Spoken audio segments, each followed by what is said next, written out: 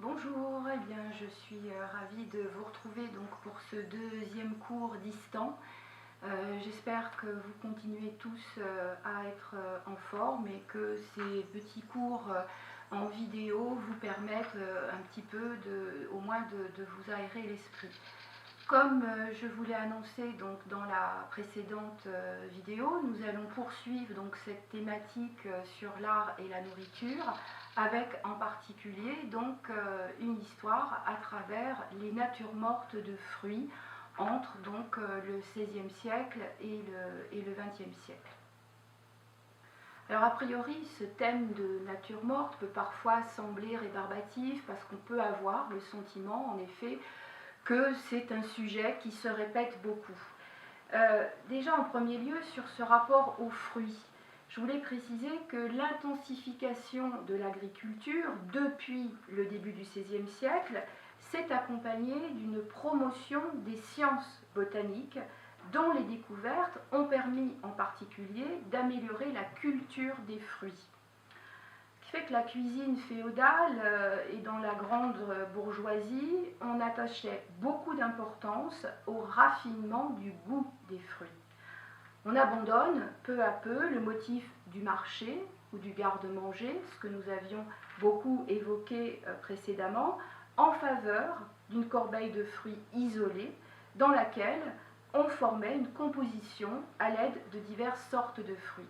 Donc on a déjà là une première piste extrêmement importante dans l'histoire de la peinture au-delà du sujet, c'est-à-dire qu'on assiste vraiment à une certaine rupture de ces catégories, en tout cas dans leur hiérarchie, où l'artiste va se concentrer sur réellement la question des formes, la question des couleurs, la question des tonalités, de la lumière.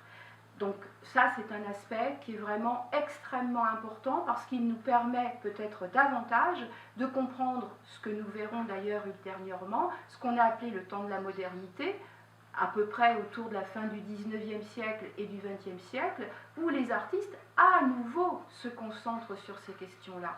Ce n'est pas tant une rupture qu'une façon pour les artistes de l'avant-garde de relire, de revisiter aussi ce passé.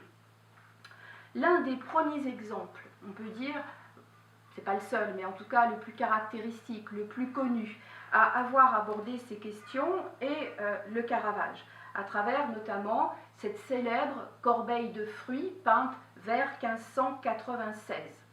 Alors, le Caravage, je rappelle brièvement un petit peu son histoire, de son vrai nom Michelangelo Meresi, dont le caractère agressif, coléreux, on le sait, a joué en sa défaveur.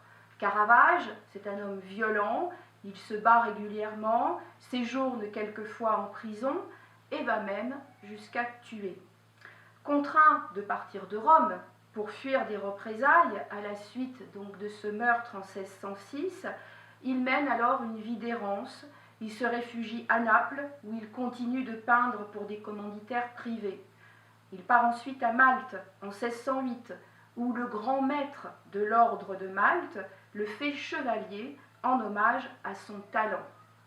Il en est vite renvoyé en raison, une fois encore, d'une altercation grave avec l'un des membres de l'ordre. Il s'évade de prison et part pour la Sicile jusqu'en 1609. Il décide ensuite de revenir en Italie où le pape aurait abandonné les poursuites à son égard et lui aurait pardonné. Et c'est sur le chemin du retour, en Toscane, qu'il trouve la mort à l'âge de 39 ans. Concernant notre sujet, donc en 1592, il part pour Rome et rejoint l'atelier du peintre maniériste Cavaliere d'Arpino, où il est chargé de peindre des natures mortes de fleurs et de fruits. Sujet, en définitive, qu'il a utilisé toute sa vie et qui est devenu quasiment une marque de sa production artistique. Le Caravage, vraiment à ce titre, compte parmi les premiers peintres à remettre en question cette fameuse hiérarchie des genres que j'évoquais en introduction. Caravage contribue à l'émergence d'une autre façon d'envisager la peinture, non plus dans cette vocation d'imitation du réel, mais vraiment dans ce qu'on a appelé depuis le pictural, et en particulier à travers la nature morte. Alors, comme on peut le voir dans cette corbeille de fruits, le Caravage, on peut dire, comble l'absence relative de contenu par des moyens à la fois plastiques et optiques. La corbeille est placée déjà à hauteur des yeux. Elle dépasse légèrement le rebord de la table, avançant ainsi dans l'espace du spectateur. C'est par exemple sur ce point que les artistes de l'avant-garde, de la fin du 19e, début 20e, à partir de Cézanne, puis de Picasso, ce que nous évoquerons bien sûr, vont redéfinir également la peinture dans le cadre de la modernité. La nature morte devient donc le sujet par lequel on assiste à une intensification formelle avec une vue libérée de tout contexte allégorique. Déjà, à ce moment-là, on remet en question cet assujettissement de la peinture. La nature morte devient donc un sujet digne d'être peint en raison notamment du jeu de lumière sur les surfaces, ces surfaces qui deviennent le lieu même de la peinture, ce qu'on appelait auparavant le fond, et là le fond gagne évidemment toutes ses lettres de noblesse par ce travail de lumière en particulier qui agit réellement comme un écran. On notera bien sûr la diversité des matières et là se situe ce qu'on a appelé le naturalisme du Caravage. Cette peinture est donc une sorte de trompe-l'œil puisqu'il évite tout indice spatial en privilégiant donc ce fond ocré où il n'y a aucune ombre. La corbeille est remplie d'un grand nombre de fruits, certains grignotés par les insectes, d'autres déjà un peu fanés, des feuilles froissées roulées sur elles-mêmes, et la pomme piquée par les vers. Caravage ne nous montre pas une hypothétique perfection des fruits, son intention est bien de mettre en évidence aussi leur caractère temporel. La tendance consistant à se contenter exclusivement de décrire objectivement les phénomènes est caractéristique également de la peinture de nature morte française, après aussi ce qui s'est passé en Italie. Je voulais évoquer une artiste relativement connue, une artiste donc française et donc une femme, c'est Louise Moillon. Louise Moillon est née à Paris en 1610 dans une famille de peintres protestants. Louise Moillon est devenue d'ailleurs l'artiste la plus célèbre de tous. Après la mort en 1619 de son père, Nicolas, peintre, sa mère se remarie l'année suivante avec le peintre protestant lui aussi de nature morte, François Garnier, dont le titre de bourgeois de Paris laisse supposer une situation tout à fait prospère. Il est aussi, par ailleurs, marchand de tableaux, lié au milieu de Saint-Germain-des-Prés. La fillette, qui a entamé sa formation auprès de son père défunt, la poursuit avec son beau-père. Louise a déjà peint de nombreuses natures mortes, corbeilles et plats de fruits, étalages de légumes, vases de fleurs, qui peuvent parfois être accompagnés de figures humaines, comme ce très célèbre tableau que nous avons dans nos collections françaises à Paris, au musée du Louvre, La marchande de fruits et de légumes. Peinture assez exceptionnelle dans laquelle une simple femme du peuple présente un lourd panier d'abricots à une noble. La vendeuse a les yeux baissés. Nous sommes au XVIIe siècle. La société est naturellement inégale et il n'est pas concevable qu'une personne du peuple puisse croiser le regard d'une dame. Dans ce tableau, on notera là encore la grande rigueur qui est amenée dans la composition, ce double plan de table qui présente donc ces victuailles de façon extrêmement riche, où l'artiste joue vraiment d'une grande subtilité entre ce fond très sombre, mais dans lequel quand même, la lumière rebondit, pour permettre effectivement de découvrir dans ces corbeilles cette opulence de fruits présentés donc, sur ces plans. On dénombre aujourd'hui une quarantaine de tableaux de sa main, peints essentiellement entre 1630 et 1640, où l'artiste se confirme comme un des peintres français de nature morte du XVIIe siècle les plus importants et une des femmes peintres de cette époque parmi les plus célèbres. Avec cette corbeille, qui a pour titre donc Corbeille avec pêche et raisin, datée de 1631, on établit bien sûr le lien avec la corbeille de fruits présentée tout à l'heure du Caravage. On note en particulier le cadrage très resserré dans lequel il ne reste de la table qu'un modeste plan émergeant de la pénombre. Aller à l'essentiel donc. Simple corbeille de jonc posée sur le dessus d'une table, et précisons par ailleurs qu'au XVIIe siècle, les pêches, tout comme les pommes d'ailleurs, étaient considérées comme une espèce secondaire. Ce qui tente à démontrer, comme dans l'œuvre du Caravage du reste, l'intérêt de ces peintres pour le pictural avant ce que l'on nomme couramment le sujet. Réduisant son langage pictural à l'essentiel, avec un goût, là encore une fois, pour un certain silence, pour ce qu'on appelle de façon un petit peu caricaturale le vide, parce que, bien entendu, ce vide, c'est avant tout de la peinture. Moellon compose avec sobriété, avec retenue, sans ostentation, reprenant les éléments que l'on retrouve du reste dans d'autres de ses tableaux. Et elle est particulièrement attentive à un rendu sensible de la peau et de la chair. Et on peut dire que là aussi, c'est ce qui caractérise ces natures mortes de fruits, c'est cette carnation, cette chair qui s'incarne à travers finalement ce côté très voluptueux des fruits. Les Néerlandais, en revanche, se trouvent encore dans la tradition, on pourrait dire, qui approfondit en pensée. Je vais parler également d'un autre artiste, Balthazar van der Ast, un artiste donc, qui a fait partie vraiment d'une dynastie de peintres importante, les Bosschaert, par son mariage avec Maria Bosschaert, sœur donc d'Ambrosius Bosschaert. Il fait donc partie de cette importante dynastie de peintres. D'abord apprenti chez son beau-frère, Ambrosius Bosschaert, Balthazar van der Ast devient maître à Utrecht en 1619, puis il s'installe à Delft en 1632. Il adapte le traitement, on pourrait dire qu'il adopte, un traitement quasi minéral dans cette peinture réalisée vers 1632, cette corbeille de fruits.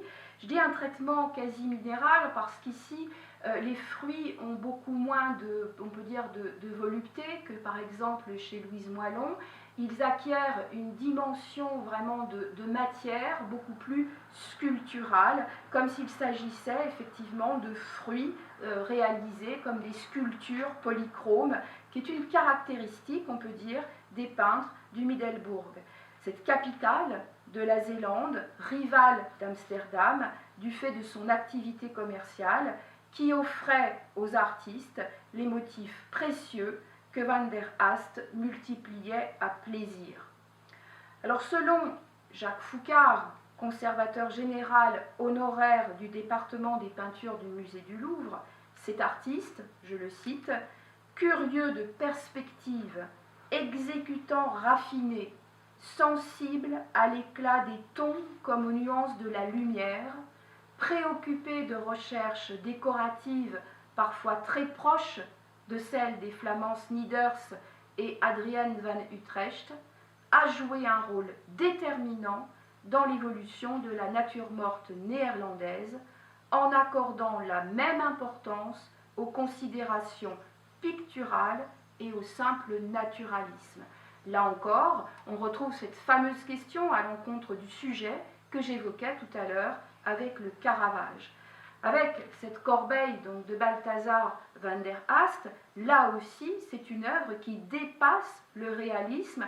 Alors ici, avec des ajouts supplémentaires. On n'est pas du tout chez le Caravage. Là encore, malgré tout, on parle de cette réalité caduque, éphémère, mais qui est soulignée, là encore, par des endroits abîmés, pourris, par des piqûres de verre. Et puis, donc, cette caractéristique chez ces artistes flamands, ce plaisir qu'a l'artiste de rajouter des insectes, papillons, libellules, mouches, et puis ce lézard inhabituel sur une table qui arrive presque dans notre espace, ou encore ces coquillages comme autant de recherches plastiques. Alors venons-en en Espagne également, où la nature morte de fruits et de légumes a une esthétique très particulière. Malgré les immenses importations de métaux précieux des colonies américaines, ce pays s'appauvrit vers 1600, étant donné que l'or avait été placé de manière non productive et que de plus, les couches les plus laborieuses, et je pense en particulier aux Morisques, ces musulmans d'Espagne convertis au catholicisme au XVIe siècle, qui souffraient donc de persécutions, et qu'enfin, les masses populaires étaient soumises au joug d'impôts et de redevances. Le manque de produits alimentaires est très particulièrement exprimé dans les natures mortes de ce peintre également exceptionnel qui est Juan Sánchez Cotán. Juan Sánchez Cotán a travaillé à Tolède, où il a eu une importante clientèle jusqu'en 1603, date à laquelle il décide d'entrer comme frère convers à la Chartreuse, qui était l'un des ordres religieux les plus stricts. Et puis il s'est donc installé à Grenade jusqu'à sa mort le 8 septembre 1627. Cette décision de rentrer dans cet ordre des Chartreux a évidemment un impact sur sa peinture qui est indéniable, ce que l'on va montrer à travers cet exemple d'une nature morte de fruits vers 1602. Les quelques natures mortes qui subsistent de l'œuvre de Juan Sánchez Cotán représentent donc des fruits et des légumes, la plupart du temps pendus ou posés sur un parapet. Je vous invite déjà à remarquer ce cadrage très particulier, et puis surtout le fait que ces fruits et légumes sont suspendus dans un espace qu'on ne peut qu'imaginer, puisque rien ne nous est donné. Il y a un cadrage tout à fait particulier, comme si le tableau avait été coupé, on ne voit pas le cadrage, on n'a aucune idée de l'espace qui est en jeu ici. Donc on reviendra évidemment sur cet aspect déjà tout à fait particulier. Nous avons vu de nombreux exemples dans lesquels la peinture porte à l'imaginaire un idéal sensoriel de variété, d'abondance, qu'évoquent en particulier, souvenez-vous, les biscuits cassants poudrés, les fruits frais et confits, moelleux, visqueux, juteux, pulpeux, sucrés, bref, tout ce qui nous mettait l'eau à la bouche. La langue des images peut aussi représenter le vide. Et là, je trouve que cette peinture est importante parce qu'elle nous permet aussi de faire le lien avec ce que l'on a nommé au XXe siècle l'abstraction, et qui, bien entendu, pour moi, a un petit peu un sens beaucoup trop pauvre par rapport, encore une fois, à la prise en compte d'une histoire de l'art qui va au-delà du XXe siècle. Si l'ensemble des éléments de la peinture ne renvoient à aucune convention symbolique évidente, leur mise en scène, en revanche, reprend une méthode de composition très commune qui consistait à placer des objets en bordure d'une image. Les fruits et légumes, de ce point de vue-là, servent réellement d'intermédiaire entre le spectateur, le regardeur, et cet espace noir qui occupe le centre de l'image et qui donc devient le sujet principal. Ça, c'est un aspect qui me paraît important par rapport à ce que je vous disais en introduction, où effectivement, il y a cette remise en question de l'assujettissement, donc du sujet. On a ici la preuve que ces fruits et légumes deviennent secondaires. Ils sont là pour mettre en valeur un espace vide, un espace de pure peinture, ce qu'on appelait auparavant le fond, le vide. Le peintre a par ailleurs travaillé la profondeur de ce noir. Un examen technique a en effet révélé qu'il a préparé un fond gris foncé mélangé à un rouge orangé sur lequel il a ensuite appliqué un glacis de noir et de rouge. Le sujet du tableau serait donc ce carré noir. L'absence, l'insignifiance des éléments du premier plan permet de lire cette peinture également comme la représentation de l'itinéraire spirituel propre à la piété monastique.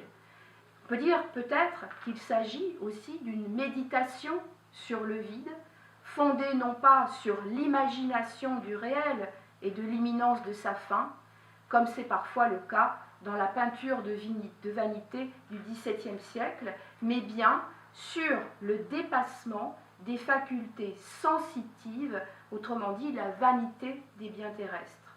En ce sens, l'œuvre de Sánchez Cotán constitue un moment expérimental dans lequel la capacité à ne pas signifier des objets porte le langage pictural jusqu'à sa plus haute sphère.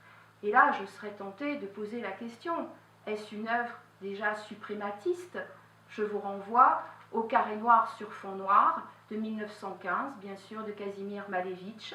Je serais tentée d'avancer encore un petit peu dans le XXe siècle et évidemment de poser cette même question en rapport à la peinture du peintre américain Barnett Newman, de cet expressionnisme abstrait américain, qui en 1948 écrit un fameux texte sur sa peinture, ce Sublime is now.